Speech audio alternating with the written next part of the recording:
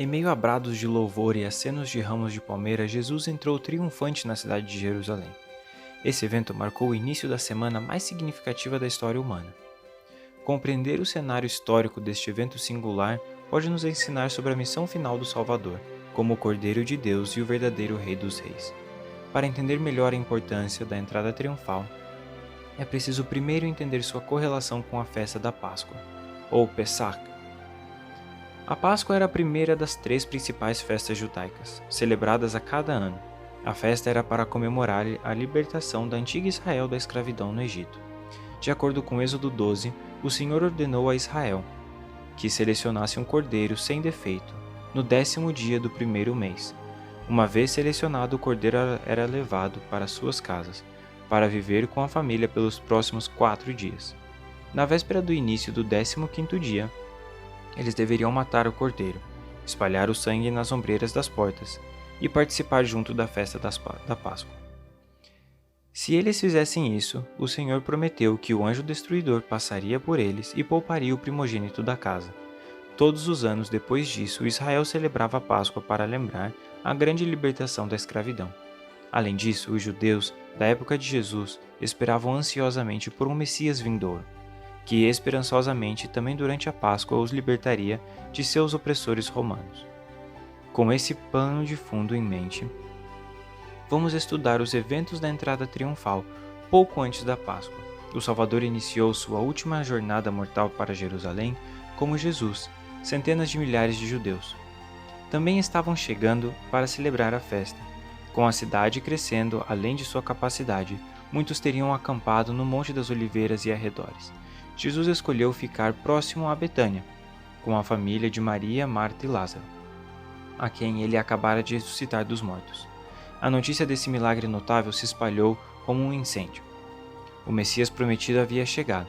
Enquanto o Salvador e seus discípulos subiam ao Monte das Oliveiras, com o templo brilhando ao sol da manhã, as pessoas cortavam galhos de palmeiras, agitando-os com entusiasmo, e puseram em suas vestes no caminho no chão para cobrir o seu caminho. O significado do momento é inconfundível. De acordo com os evangelhos sinópticos de Mateus, Marcos e Lucas, o dia em que Jesus entrou foi o 10º dia do mês, 5 dias antes da Páscoa. Isso significaria que, no mesmo dia em que os judeus estavam selecionando seus cordeiros da Páscoa, Jesus, o verdadeiro Cordeiro de Deus, cavalgou até Jerusalém e foi simbolicamente escolhido pelo povo. Além disso, assim como os cordeiros eram levados para as casas das pessoas para ficarem pelos próximos 4 dias, Jesus também entrou na casa de seu pai, o templo, e ensinou nos 4 dias seguintes antes de sua morte. Esse ato de adoração dos judeus durante a entrada triunfal cumpriu a profecia de Zacarias, que dizia: Alegra-te muito, ó filha de Sião, exulta, ó filha de Jerusalém, eis que teu rei virá a ti, justo e trazendo a salvação, humilde e montado sobre um jumento. Infelizmente, no decorrer da semana, os judeus perceberam que Jesus não veio como o Messias conquistador que eles esperavam. Eles perceberam que Jesus não traria a libertação política que tanto desejavam.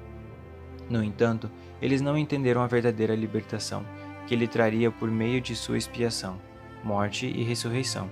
Apenas 5 dias depois, alguns dessa mesma multidão que anteriormente havia gritado louvores à sua chegada, agora gritaria pela morte do Cordeiro de Deus. Muitas vezes nos deparamos com a mesma pergunta, que esses judeus em Jerusalém: que tipo de Messias estamos esperando? Alguém que nos libertará imediatamente de nossos desafios e provações? Ou somos humildes o suficiente para confiar no tempo do Senhor para a redenção? Em essência, todos nós temos nossa história de Êxodo. Uma história em que estamos em escravidão espiritual e podemos ser libertos somente pelo sangue do Cordeiro que tira os pecados do mundo. Cada um de nós tem a oportunidade diária de escolher Jesus Cristo como nosso Cordeiro de Deus e permitir que Ele entre em nosso lar. Quando entregamos tudo o que temos diante dele, como quando os judeus depuseram suas vestes gritando Hosana, escolhendo aceitar o Salvador, vendo como ele realmente é. Somente assim poderemos, como a antiga Israel, ser poupado do anjo destruidor, da morte e do pecado, e entrar na terra prometida por causa da entrada triunfal, morte e ressurreição do Cordeiro de Deus.